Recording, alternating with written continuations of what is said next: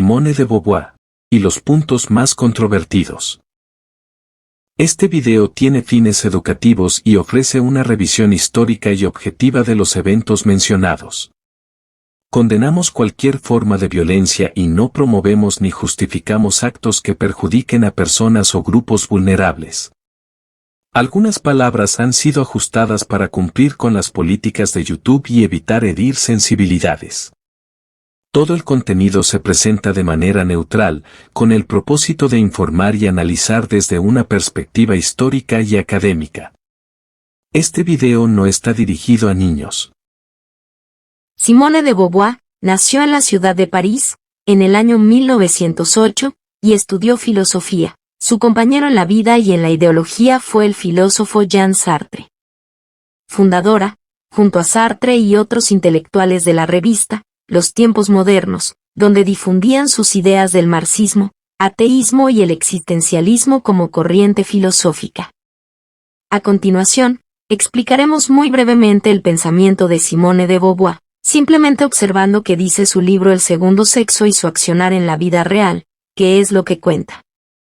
De la lectura del segundo sexo, surgen los siguientes puntos a examinar. A. Subordinación de la mujer y la opresión del hombre.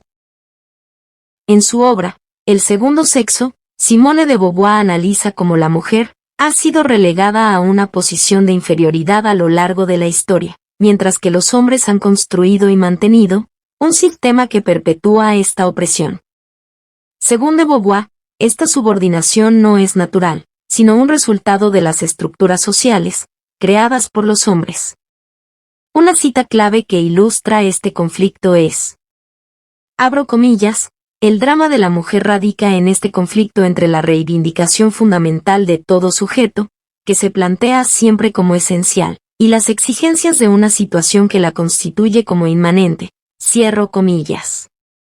En este pasaje, describe cómo las mujeres son relegadas a roles pasivos y dependientes, definidos por las exigencias sociales, que las limitan a la inmanencia, en lugar de permitirles ser sujetos plenos y autónomos. Argumenta que esta opresión es sustentada por los mitos, que los hombres han creado, para justificar su dominio sobre las mujeres. En otro fragmento afirma: abro comillas, el hombre ha creado el mito de la mujer, y ese mito ha representado un obstáculo, casi insuperable para su emancipación, cierro comillas.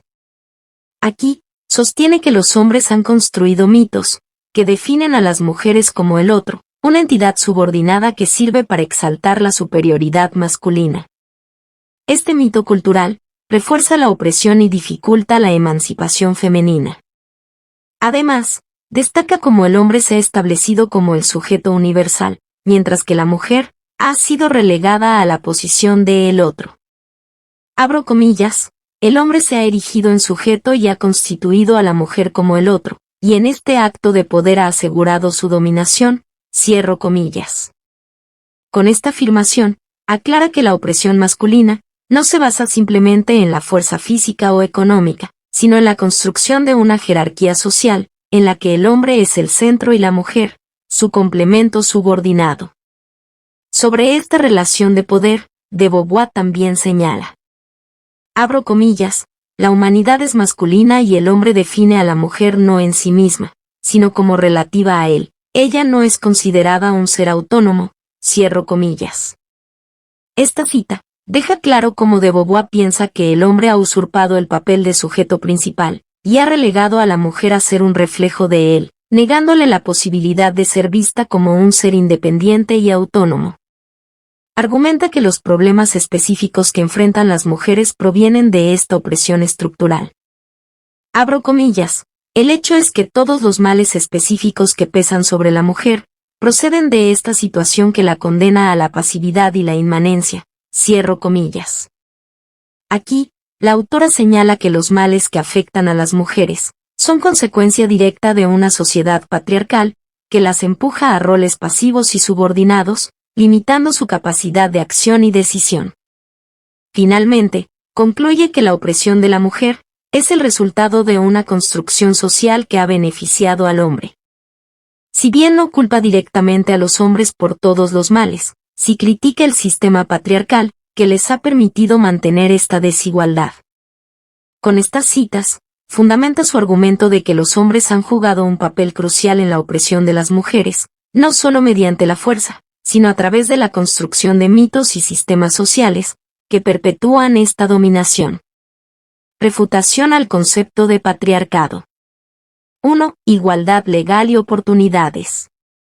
En la mayoría de los países occidentales, hombres y mujeres tienen los mismos derechos legales y acceso a las mismas oportunidades. Leyes que garantizan igualdad de género en el empleo, educación y participación política, como igual salario por igual trabajo, han sido implementadas. La brecha legal que históricamente existía entre hombres y mujeres ha sido eliminada y hoy, las mujeres tienen plena capacidad para participar en todas las esferas de la sociedad. 2. El patriarcado es una teoría, no una realidad práctica.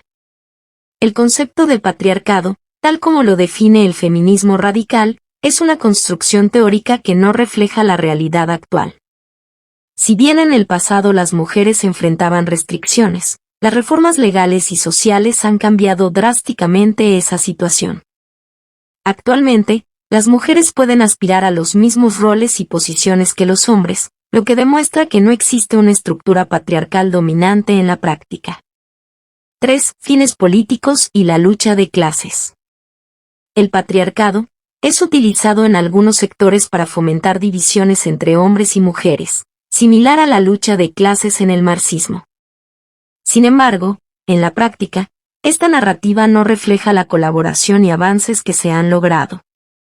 Promover el concepto de patriarcado hoy en día tiene más un objetivo político que una base en la realidad social, buscando mantener la idea de una opresión ficticia. Conclusión. El patriarcado, como lo plantea el feminismo radical, es una idea teórica que no tiene fundamento en la realidad contemporánea, donde las mujeres gozan de igualdad de derechos y oportunidades. Invocar esta teoría en la actualidad es artificial y responde más a intereses políticos que a la realidad social. B. La lucha por el derecho a decidir sobre el cuerpo, por Simone de Beauvoir. Utilizaremos el término fin del desarrollo prenatal como sinónimo de autodeterminación reproductiva o derecho a decidir sobre el propio cuerpo, con el fin de evitar posibles censuras en redes sociales. Simone de Beauvoir fue una defensora del fin del desarrollo prenatal. En su Manifiesto de las 343, publicado en 1971, abogó por la despenalización del fin del desarrollo prenatal en Francia. Esta campaña fue fundamental en la lucha por la legalización del fin del desarrollo prenatal en el país, lo que culminó con la Ley Val de 1975. De Beauvoir no solo luchaba por el fin del desarrollo prenatal libre y gratuito, sino que veía este derecho como parte de una causa más amplia de autonomía y libertad corporal para las mujeres.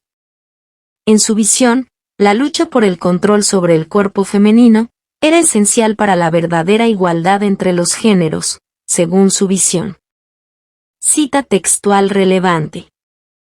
En el Manifiesto de las 343, de Beauvoir afirmó: abro comillas, el fin del desarrollo prenatal libre y gratuito no es nuestra única plataforma de lucha. Esta demanda es simplemente una exigencia elemental. Recuperar, reintegrar nuestro propio cuerpo constituye para nosotras, las mujeres, una necesidad vital. En una sociedad moderna como la nuestra, somos seres humanos a quienes se les prohíbe disponer de sus cuerpos. Una situación que en el pasado, solo los esclavos han conocido, cierro comillas. Interpretación. De Beauvoir, en esta cita hace una comparación entre la falta de control de las mujeres sobre su cuerpo y la esclavitud, ilustrando que las mujeres, en su lucha por la liberación del control patriarcal, enfrentan una situación histórica sin precedentes en una sociedad moderna. La prohibición del fin del desarrollo prenatal, en su opinión, es un símbolo de cómo las mujeres no son vistas como seres autónomos, capaces de decidir sobre su propia vida. Además de su lucha por la despenalización del fin del desarrollo prenatal, también señalaba la necesidad de cambiar las condiciones sociales y políticas, para que las mujeres pudieran tomar decisiones verdaderamente libres, tanto en el ámbito personal como en el social. En resumen, sostenía que la autonomía corporal era esencial no solo para la libertad reproductiva, sino también para la igualdad de las mujeres en todos los aspectos de la vida. Refutación desde lo biológico, científico y bioético. Argumento biológico. Desde el momento de la concepción, se forma un nuevo ser humano con un ADN único y diferente al de la madre. Este código genético establece su individualidad biológica, determinando sus características físicas y potencial desarrollo. Aunque el embrión o feto depende del cuerpo de la madre para su nutrición y crecimiento, no es simplemente una extensión de su cuerpo, sino un organismo distinto en una etapa inicial de desarrollo. Argumento científico. La ciencia ha demostrado que, desde la concepción, existe un proceso continuo de desarrollo que lleva a la formación de un ser humano completo. La embriología y la genética confirman que no hay un salto cualitativo entre el embrión y el adulto, solo es una cuestión de crecimiento y maduración. El hecho de que el embrión dependa del cuerpo de la madre no lo convierte en parte de éste, sino que refleja una relación simbiótica, similar a como el bebé recién nacido depende de la madre para sobrevivir. Argumento bioético. Desde una perspectiva bioética, la vida humana tiene un valor inherente en todas sus etapas. El hecho de que un ser humano esté en una fase de desarrollo prenatal, no disminuye su dignidad ni su derecho a la vida.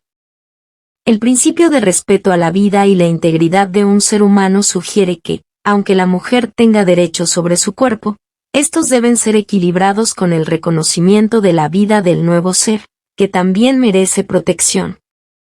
La decisión de poner fin a esa vida prenatal debe ser evaluada con seriedad, teniendo en cuenta no solo la autonomía de la madre, sino el derecho a la vida del ser humano en desarrollo. Este enfoque busca mostrar que, si bien la mujer tiene derechos sobre su cuerpo, estos no anulan la existencia independiente de la nueva vida, desde un punto de vista biológico, científico y bioético. Refutación argumental, sobre equiparar a la mujer, con un esclavo. 1. Perspectiva jurídica. Comparar la situación de la mujer, con la esclavitud, es incorrecto desde un punto de vista legal. Las mujeres son titulares de derechos fundamentales garantizados por constituciones y tratados internacionales, como la Convención sobre la Eliminación de todas las formas de discriminación contra la mujer. La esclavitud implica la total privación de libertad y la propiedad de personas, lo que no ocurre en el caso de las mujeres. Las leyes que regulan el fin del desarrollo prenatal no buscan controlar a la mujer, sino equilibrar derechos, como el del feto y el de la madre. 2. Perspectiva racional. Racionalmente, la comparación es excesiva. Los esclavos no tenían ningún derecho, mientras que las mujeres, incluso en países con restricciones al fin del desarrollo prenatal, disfrutan de educación, participación política y derechos laborales. La esclavitud conllevaba una cosificación total de la persona, mientras que las mujeres en sociedades modernas tienen derechos que protegen su dignidad y autonomía. 3. Perspectiva empírica. Históricamente, los esclavos carecían de derechos, eran forzados a trabajar y tratados como propiedad. Las restricciones al fin del desarrollo prenatal no son una negación absoluta de autonomía, sino parte de un debate más amplio y complejo sobre los derechos del feto y la madre. En resumen, la equiparación entre la mujer y el esclavo es inexacta y desproporcionada desde lo legal, racional y empírico. Aunque hay retos por la igualdad, la situación actual de las mujeres no es comparable con la esclavitud. Sirve solamente para avalar ciertas ideologías políticas, reformulando las nuevas luchas de clases. C. Simone de Beauvoir y su crítica a la Iglesia Católica. Oposición moral y política. Simone de Beauvoir no solo fue una figura clave del feminismo, sino también una crítica implacable de la Iglesia Católica, a la que veía como una fuerza conservadora, que obstaculizaba el avance de los derechos de las mujeres y el progreso social. Su oposición a la Iglesia estaba profundamente vinculada a su visión política y filosófica, especialmente en su lucha por la autonomía de las mujeres y su crítica al capitalismo, que la acercaba a ideas marxistas. En varios de sus textos, presenta a la Iglesia Católica como una institución que perpetúa el control sobre las mujeres, particularmente en cuestiones relacionadas con la sexualidad y la reproducción.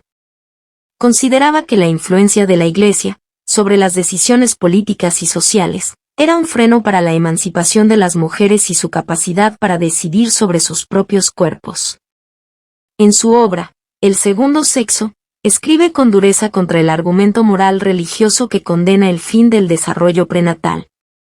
Señala que la justificación de la Iglesia sobre la vida del feto está basada en creencias doctrinales que, a su juicio, no tienen lugar en una sociedad moderna. Sin embargo, es importante destacar que no aborda la evidencia científica, la biología ni las consideraciones bioéticas, lo que deja ciertos aspectos cruciales fuera de su análisis. Abro comillas, las razones prácticas invocadas contra el fin del desarrollo prenatal legal carecen de peso. En cuanto a las razones morales, se reducen al viejo argumento católico de que el feto posee un alma, a la cual se le cierra el paraíso al suprimirlo sin bautismo. Es notable que la Iglesia autorice, en ocasiones, el homicidio de hombres hechos, en las guerras, o cuando se trata de condenados a muerte, pero, en cambio, reserva para el feto un humanitarismo intransigente, cierro comillas. Aquí, pone en evidencia lo que considera una contradicción en la moral de la Iglesia, mientras que justifica el homicidio en contextos como la guerra o la pena de muerte, se opone de manera radical al fin del desarrollo prenatal, usando el argumento del alma del feto. Esta crítica resalta la doble moral que, según ella, caracteriza la postura de la Iglesia. Crítica, desde el punto de vista moral y jurídico. Simone de Beauvoir compara el fin del desarrollo prenatal con situaciones como la guerra o la pena de muerte, sugiriendo que la Iglesia Católica es contradictoria al oponerse al primero, mientras permite o justifica el homicidio en esos otros contextos. Sin embargo, desde una perspectiva moral y jurídica, esta comparación presenta varias fallas. 1. Diferente naturaleza de los actos. El fin del desarrollo prenatal implica la terminación de una vida inocente en formación, mientras que la guerra y la pena de muerte se sitúan en contextos radicalmente distintos. La guerra es una acción generalmente impulsada por conflictos políticos y sociales y la pena de muerte es una sanción judicial, aplicada a individuos que han sido declarados culpables de crímenes graves, tras un proceso legal. Comparar ambos, con la decisión de interrumpir una vida en desarrollo, no tiene equivalencia, ni moralmente ni jurídicamente. Son situaciones con raíces, consecuencias y legitimaciones muy diferentes. 2. Postura de la Iglesia sobre la vida. Simone de Beauvoir acusa a la Iglesia de apoyar la guerra y la pena de muerte, pero esta afirmación es incorrecta. La Iglesia Católica ha adoptado una postura crítica contra la guerra, sobre todo cuando no cumple con los principios de la guerra justa. En cuanto a la pena de muerte, en los últimos años, la Iglesia ha reafirmado su oposición total, declarándola inadmisible en cualquier circunstancia. Por lo tanto, su postura respecto a la vida es consistente y no contradice su oposición al fin del desarrollo prenatal. Moralmente, la Iglesia mantiene una defensa coherente de la vida, desde la concepción hasta la muerte natural. 3. Contextos diferentes, derechos diferentes. Mientras que la guerra y la pena de muerte se aplican a individuos nacidos, con plena conciencia y capacidad de acción, el fin del desarrollo prenatal afecta a seres en formación, incapaces de defenderse o expresarse. Jurídicamente, son escenarios que involucran derechos y normativas completamente distintos. Equiparar estas situaciones no tiene justificación desde un punto de vista legal, ya que involucran decisiones y circunstancias que están fuera del control del ser en gestación. En definitiva, la crítica de Beauvoir, al comparar contextos tan distintos, pierde solidez, ya que confunde temas que, tanto desde el plano moral como jurídico, están regidos por principios y circunstancias muy diferentes. Crítica al rol social de la Iglesia. Además de su crítica a la postura sobre el fin del desarrollo prenatal, Simone de Beauvoir consideraba que la Iglesia católica era una aliada del patriarcado y del capitalismo, dos sistemas que, desde su perspectiva, mantenían a las mujeres en una posición de subordinación. La Iglesia, al perpetuar valores tradicionales, impide que las mujeres puedan alcanzar la libertad que Simone de Beauvoir defendía. En el segundo sexo, argumenta que la religión ha sido una herramienta de opresión. Abro comillas, la religión es el opio del pueblo, y la Iglesia católica en particular, es una de las instituciones más conservadoras y retrógradas en el tratamiento de las mujeres, cierro comillas. Esta referencia a la famosa frase de Karl Marx, la religión es el opio del pueblo, subraya la crítica de Beauvoir a la religión como una institución que, al igual que el capitalismo, mantiene a las mujeres en una posición de dependencia y servidumbre, negándoles el acceso al poder y la autodeterminación. Si bien no se declaraba abiertamente marxista, compartía varias de sus críticas al capitalismo y sus estructuras de poder. En ese sentido, la Iglesia católica representaba una institución contraria a las aspiraciones del marxismo, de crear una sociedad igualitaria, libre de las jerarquías impuestas por la religión. D. Simone de Beauvoir y su visión del embarazo. Una lucha interna y ambigua. Simone de Beauvoir, en El segundo sexo, describe el embarazo como una experiencia que puede ser tanto enriquecedora como opresiva para la mujer. En su obra, expresa una ambigüedad profunda sobre el estado de gestación, considerando el feto, no solo como parte del cuerpo de la mujer, sino también como algo que le explota y le quita su autonomía. En uno de los pasajes más polémicos de El segundo sexo, aborda el embarazo desde una perspectiva dual, describiéndolo como un drama interno para la mujer. Esta visión refleja su filosofía existencialista y feminista, que analiza la tensión entre el cuerpo femenino y las expectativas impuestas por la sociedad, describe el feto, de una manera que provoca fuertes reacciones. Abro comillas, el embarazo es, sobre todo, un drama que se representa en el interior de la mujer, ella lo percibe a la vez como un enriquecimiento y una mutilación. El feto es una parte de su cuerpo y es también un parásito que le explota. Ella lo posee y también es poseída por él. Ese feto resume todo el porvenir, y, al llevarlo en su seno, la mujer se siente vasta como el mundo. Pero esa misma riqueza la aniquila, tiene la impresión de no ser ya nada. Una existencia nueva va a manifestarse y a justificar su propia existencia, por lo cual se siente orgullosa, pero también se siente juguete de fuerzas oscuras, es zarandeada, violentada, cierro comillas. Este fragmento muestra cómo ve al feto, no solo como una extensión del cuerpo de la mujer, sino también como una entidad que la invade y la somete. La imagen del feto como un parásito, refleja el conflicto interno que puede experimentar una mujer durante el embarazo, la creación de una nueva vida, que es al mismo tiempo una forma de alienación de su propio cuerpo y voluntad. Para Simone de Beauvoir, el embarazo pone en jaque la autonomía femenina, ya que la mujer se convierte en un medio para otro ser. Reducción biológica inexacta. Comparar el feto con un parásito es científicamente inexacto y reduccionista.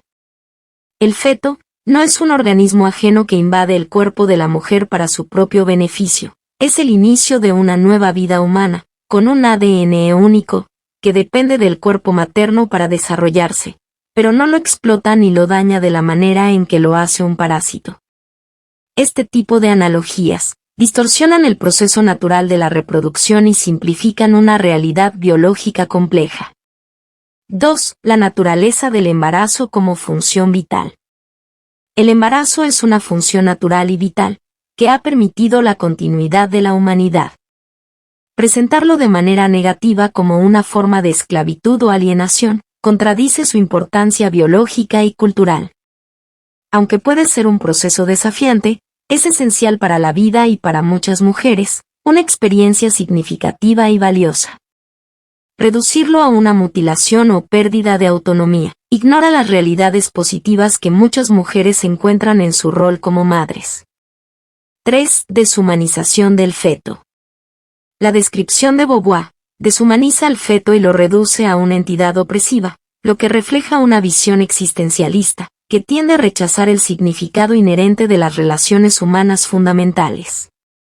El embarazo, lejos de ser una amenaza a la autonomía femenina, puede ser una expresión de vida y conexión. Verlo exclusivamente, como un conflicto entre la autonomía y el cuerpo, es una interpretación filosófica que no refleja la totalidad de la experiencia. 4. Impacto en la familia y la sociedad. La posición de Simone de Beauvoir, que también critica la familia, parece alinearse con corrientes del feminismo radical, que ven el embarazo y la maternidad como formas de opresión. Sin embargo, la familia, como institución, ha sido históricamente un pilar central de las sociedades humanas, proporcionando cohesión y apoyo. Destruir este concepto, bajo pretextos de liberación personal, no toma en cuenta su valor y función dentro de las sociedades. 5. Conclusión. La visión de Beauvoir sobre el embarazo, como una forma de alienación, refleja su filosofía existencialista y su crítica a las expectativas sociales, pero distorsiona la naturaleza del proceso reproductivo y su rol en la vida humana. El feminismo radical que promueve esta visión no reconoce el significado y la agencia que muchas mujeres encuentran en el embarazo y la maternidad. Además, esta perspectiva contribuye a una narrativa divisiva, que no necesariamente representa las elecciones o experiencias de muchas mujeres hoy en día. Simone de Beauvoir y su visión sobre el género y la identidad. Una de las frases más célebres de Simone de Beauvoir es: abro comillas, no se nace mujer, llega una a serlo, cierro comillas. En el contexto de la ideología de género actual, este enunciado ha sido reinterpretado para sugerir que el sexo no es una característica innata, sino una construcción social y una cuestión de elección personal. Según esta visión, una persona no nace ni como hombre ni como mujer, sino que decide su identidad de género según su autopercepción. La ideología de género promueve la idea de que, si alguien se identifica como mujer, entonces es mujer, y si se identifica como hombre, entonces es hombre. Según esta perspectiva, el sexo biológico, como la presencia de genitales masculinos o femeninos, no tiene relevancia en la determinación de la identidad de género. Lo que Simone de Beauvoir defendía, desde una perspectiva marxista y feminista, era la idea de que la sociedad impone roles y expectativas a las personas basadas en su sexo biológico, condicionando desde la infancia a las niñas a aceptar un rol de género específico a través de la socialización, como el regalo de ropa rosa o muñecas. De Beauvoir argumentaba que estas imposiciones limitan la libertad de las mujeres, impidiéndoles alcanzar su verdadera independencia y potencial. Hoy en día, los defensores de la ideología de género tienden a considerar que el género es una construcción cultural y no un reflejo del sexo biológico. Esta visión sustituye la noción de sexo por la de género, que se percibe como algo cultural y mutable, a menudo ignorando las realidades de la biología humana. De Beauvoir también afirmó: abro comillas, ningún destino biológico, psíquico o económico define la figura que reviste en el seno de la sociedad la hembra humana. Es el conjunto de la civilización el que elabora ese producto intermedio entre el macho y el castrado al que se califica de femenino, cierro comillas. Esto implica que el feminismo radical cuestiona la existencia de características biológicas que definan a hombres y mujeres, proponiendo una visión en la que la identidad de género es una construcción social. En el futuro, según esta ideología, el concepto de hombre o mujer podría ser reemplazado por el de cuerpos hablantes, como lo describe Kate Millett, donde la identidad no estaría ligada al sexo biológico sino a la autopercepción y la construcción social de género. F. La mujer es homosexual por naturaleza. Es sabido que Simone de Beauvoir tuvo relaciones con varios amantes hombres, pero también con mujeres, algunas de edad, aunque el amor de su vida fue un varón, el escritor y filósofo, Sartre. Simone de Beauvoir, en su obra, El segundo sexo, efectivamente hace una afirmación relacionada con la homosexualidad femenina. Abro comillas, la homosexualidad de la mujer es una tentativa, entre otras, para conciliar su autonomía con la pasividad de su carne. Y si se invoca a la naturaleza, puede decirse que toda mujer es homosexual por naturaleza, cierro comillas.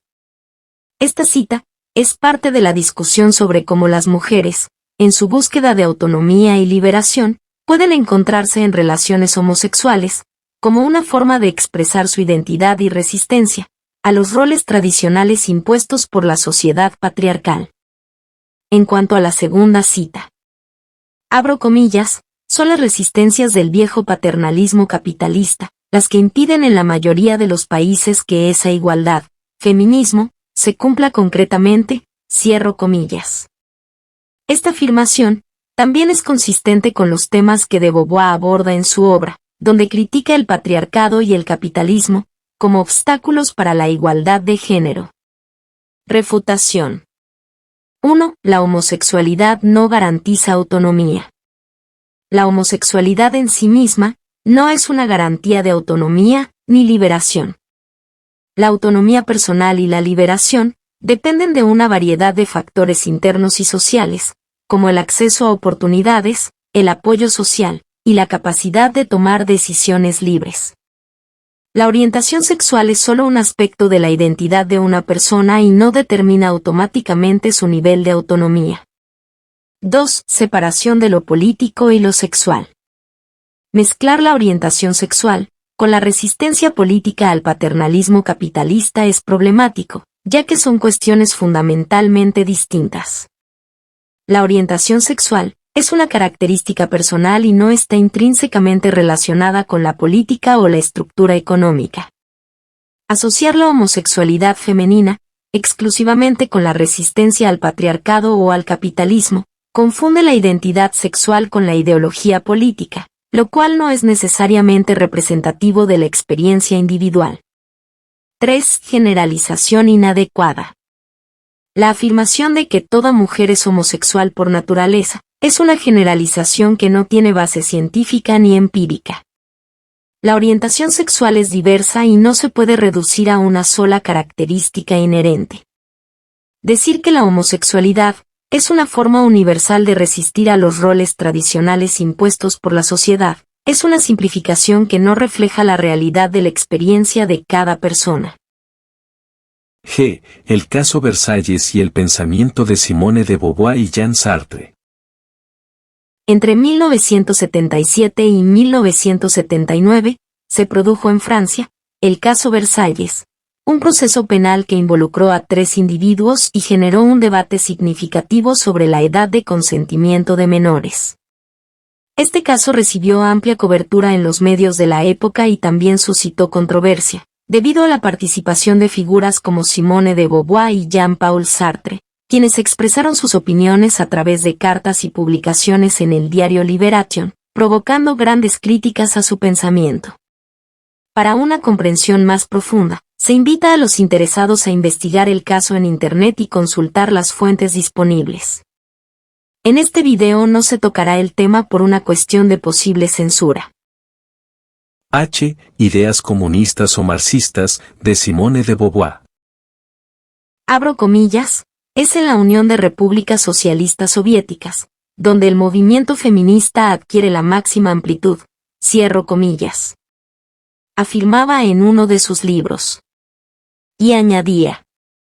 Abro comillas, son las resistencias del viejo paternalismo capitalista, las que impiden en la mayoría de los países que esa igualdad se cumpla concretamente. Se cumplirá el día en que esas resistencias sean destruidas.